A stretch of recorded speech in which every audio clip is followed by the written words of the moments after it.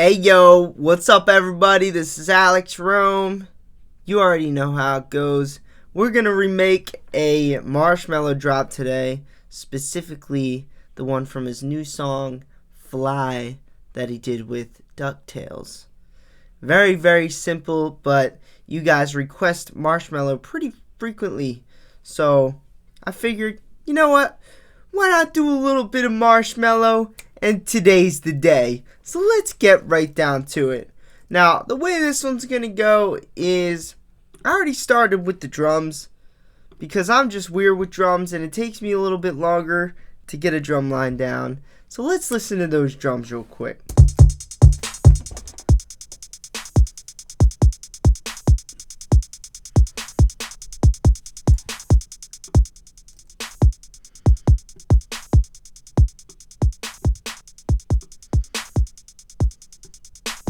There we go. We got some drums. These drums are all from splice.com. So for anybody who asks me where I get my drums, I only use splice.com for drums. If you don't know what splice.com is, you hit up splice.com and there's hundreds of thousands of drum samples for you to choose from. And this is not an advertisement. That's just facts. Also, don't forget to check out my EDM masterclass in the description below if you have not checked it out yet. And we got the sounds of the future, baby. The sounds of the future that makes every futuristic EDM song, future-based song, come to life. It's a dope pack, 115 sounds for XFER Serum, 15 modern vocal chops, and riffs with a female voice. So let's get into this drop here. We got a little bit to do. We got to make a lead, and we got to make the bass line that weird, gritty bass line that I've never heard somebody do before. Oops, I opened up a splice. I actually meant to get rid of this. So let's do that bass line real quick, alright? So this bass line, realistically, I could go into Serum and make it from scratch, but it would take me some time to find the right wave. So if you want to make a bass line like that, here's what I would suggest you do. Open up your synth of choice, write the bass line in the right octave, and go through the waveforms until you find the one that sounds very similar to the one used in DuckTales. Now what I'm going to do is I'm going to use a preset that I found matches it quite perfectly, and it's called a disto saw. These saws were very big in EDM for as long as EDM has been around, and then when Martin Garrix kind of blew up, he kind of took, you know, a new level with the sounding lead. This lead sounds like this.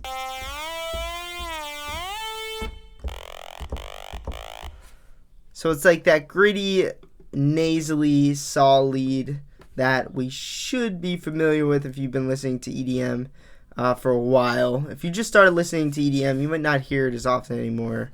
But let's get it. Let's get this written here.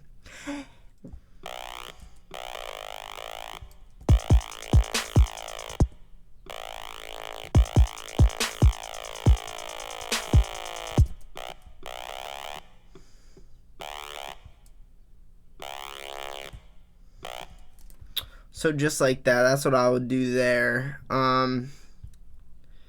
As far as this high frequency goes,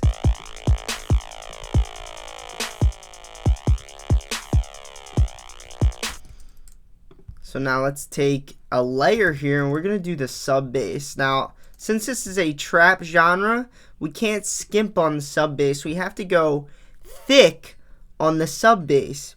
We gotta produce our sub bass with a little bit of, you know, low mid tone and low tone.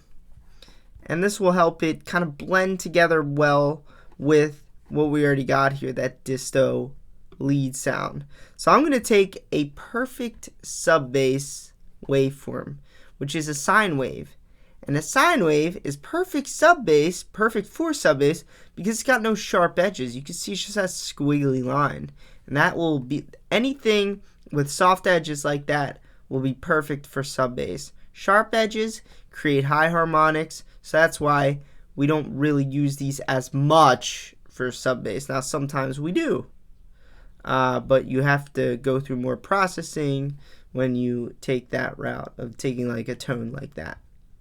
So let's grab this sub bass here, and it sounds like that. It's a little quiet and it's a little high frequency. Let's go ahead and look at our EQ. Our sub bass is a little high. I like sub bass kind of below the 100 range primarily. So if your sub bass is beaming above the 100s, yeah, you got problems. So all you gotta do is fix those problems by bringing it down a whole octave. And look at that. We're down. Our lowest note is at 50, and our highest note is probably going to be around 100. No, it's not. It's in between 50 and 100. That's good. That is good, strong sub bass. If I were to bang this thing on stage, the crowd would go nuts because the bass would be loud. And that's what we're going for, baby.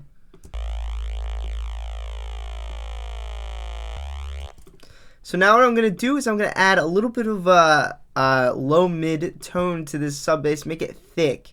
This is good for any genre.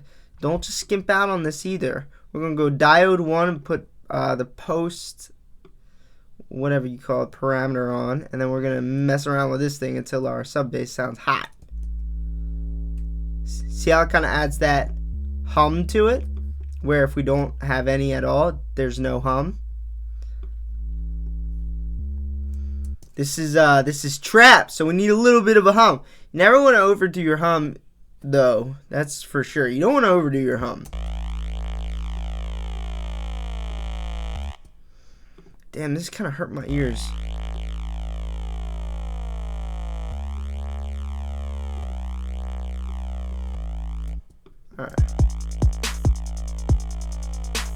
Alright, now we're gonna do the most fun part, which is the lead. And look, I gotta tell you, I have the perfect lead. Go listen to that song, Marshmello and DuckTales, and come back and tell me that the lead I'm about to use doesn't sound spot on. I want to hear it in the comments right now. Actually, if you're in the comments right now, tell me that this lead, I'm going to go into the Sounds of the Future sound bank, get this lead, because it just sounds too right. Ready? This is how I know we're doing it right with the Sounds of the Future, baby. Because listen to this lead and tell me this doesn't sound exactly like the one in that song.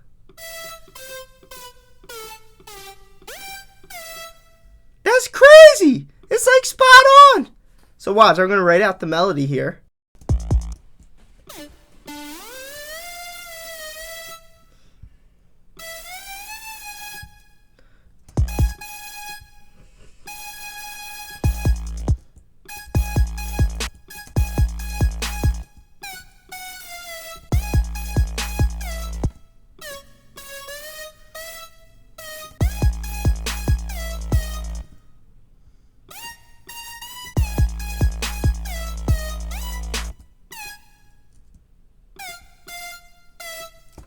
I could fly. And then actually right here, you have the vocal ad-lib. I could fly. So we need to record some vocals right now. By the way, this lead, just so I don't like skip out on you guys who don't have the Sounds of the Future, there's a lot going on here, but in order to make this lead, all you really have to do, like, you could ignore everything here because a lot of the sound that you're getting is actually from the distortion back here and the reverb tricks, whatever. So what I would say, if you want to make this lead, just load up some saw waves, go to effects, turn up the distortion on diode really high, don't use sinefold, and put your reverb on max with the size and decay all the way down, and you would probably get a very, very similar lead sound. Also make it bendy. That's like what mine's doing here. Anyway, yeah, let's record our vocals for the I Can Fly, and this is just gonna be the male version of that song. All right, let's do this shit. I could fly, I could fly. Gotta warm up those vocals. What?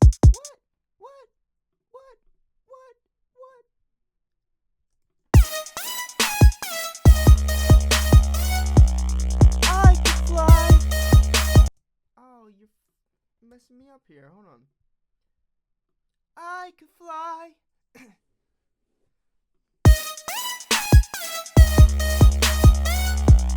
I could fly. I'm not gonna double take that either, so that's gotta be good. I could fly. I could fly.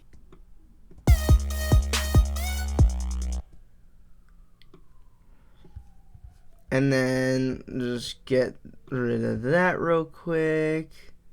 Like put that right there.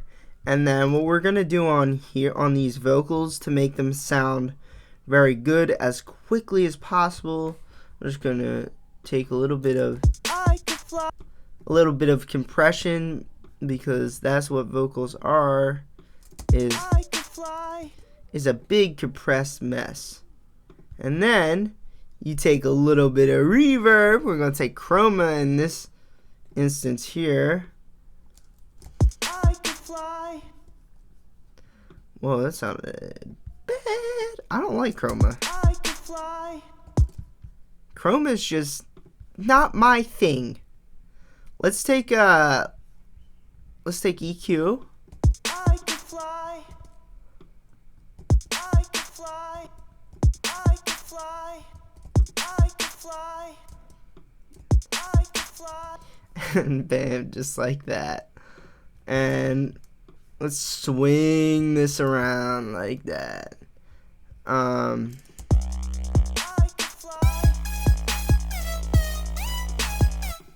Alright, so you might be wondering why this lead sounds so tiny, and that's because it just wasn't compressed yet. Like when you listen to a lead like this, right?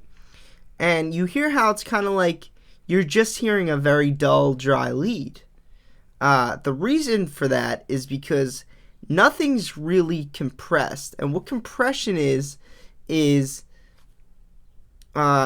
everything about this lead, everything is the same volume. That means, or not the same volume, like as close to the same level as possible.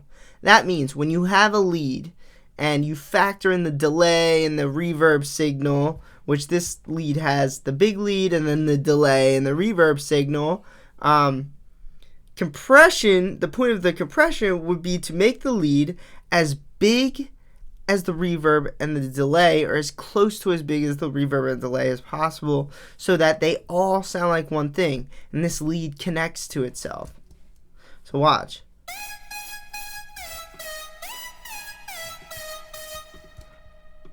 Let's go ahead and EQ this down.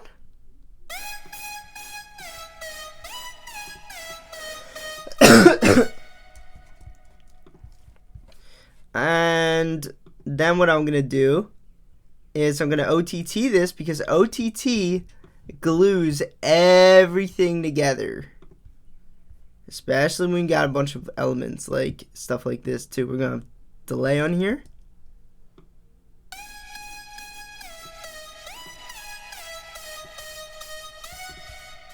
So now there's a lot of noise associated with this lead, and it can kind of all come together as the same thing, where it's not just that, you know, dry signal and really quiet reverb. So watch, our drop is just going to get a lot bigger sounding now.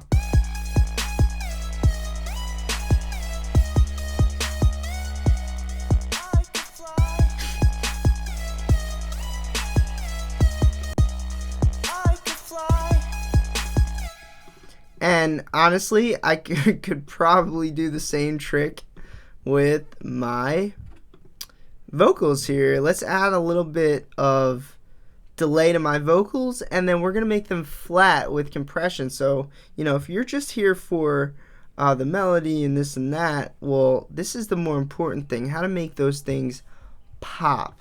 And that's what you're getting right now. Only at Alex Rome's channel. Go ahead and drop a subscribe if you're new here, because you don't get this anywhere else. And if you go to Cymatics, you got to pay for this sort of stuff. So let's do this stuff for free. I could fly. I could fly.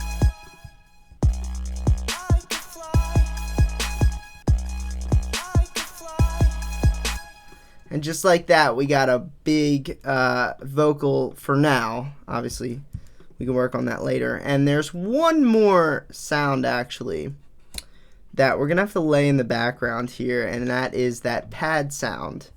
And then we're going to go ahead and add some reverb to this, and we're going to call it a day after that and go eat some lunch. But before we do that, I'm going to open up Serum, and we're going to sound design those pads. Before I do that, I'm going to check. Alright. So let's go ahead. It just sounded like, maybe we can use a saw wave, and then maybe we can use like, actually, hold on. I want to use one of those.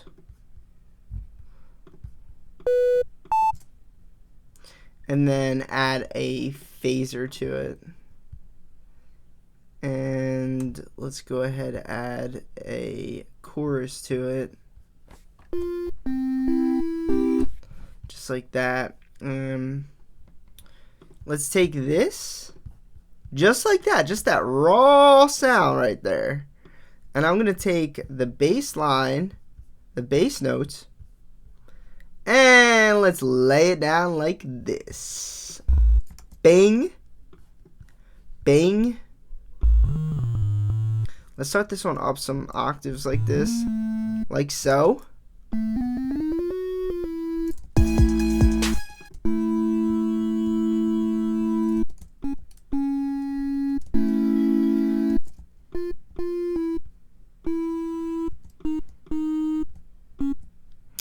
These chords, I'm not 100% on like if these are right. I don't really feel like listening a million times over to find out if they're perfect, but they're close. And chords are just one of those things. Like if you really wanted to know if these chords were spot on, just go, look up what chords are in Marshmello Fly. I guarantee a million different blogs are putting it out there exactly what chords were used.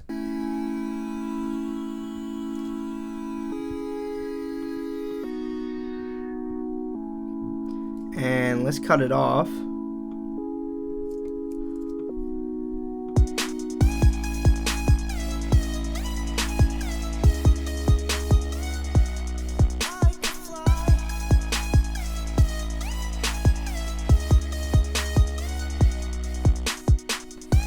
And one last thing, I want to tweak this lead, add some tweaks to the drums.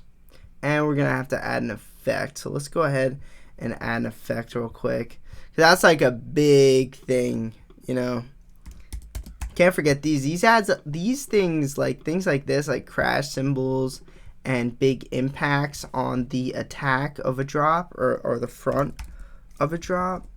Those just add crazy differences to the sound. Like it adds this aggression to your drop that your drop doesn't have yet.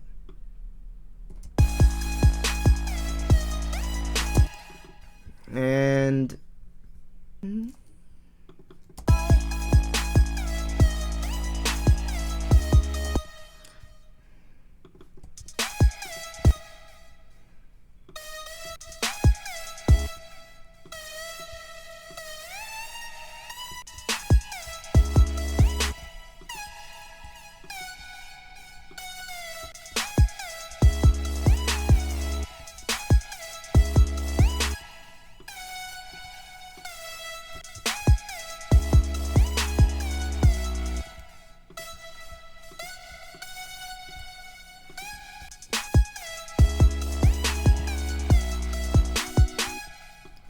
Alright, let's do that. Let's add a little bit of reverb to these drums, just so they're not bone dry, because that's very important too. What reverb helps do is blend everything together really well, especially if your mixing isn't spot on yet. Mixing dry is one thing, and like having a drier song altogether is one thing, but reverb just helps blend everything together.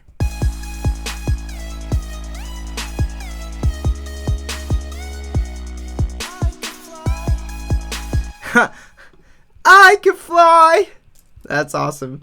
And let's slap on OTT, slap some OTT on the master just to make it fun.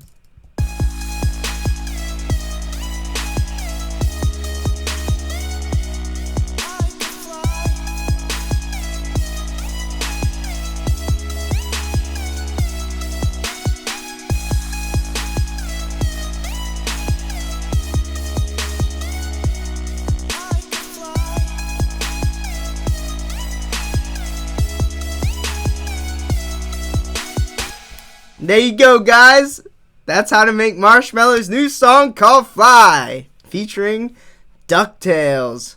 If you guys took value from this video, I would love a thumbs up. Comment your thoughts in the comment section. Subscribe here if you're new and turn on the notifications so you can be notified every time I make something sick like this. Peace out, guys. I love you.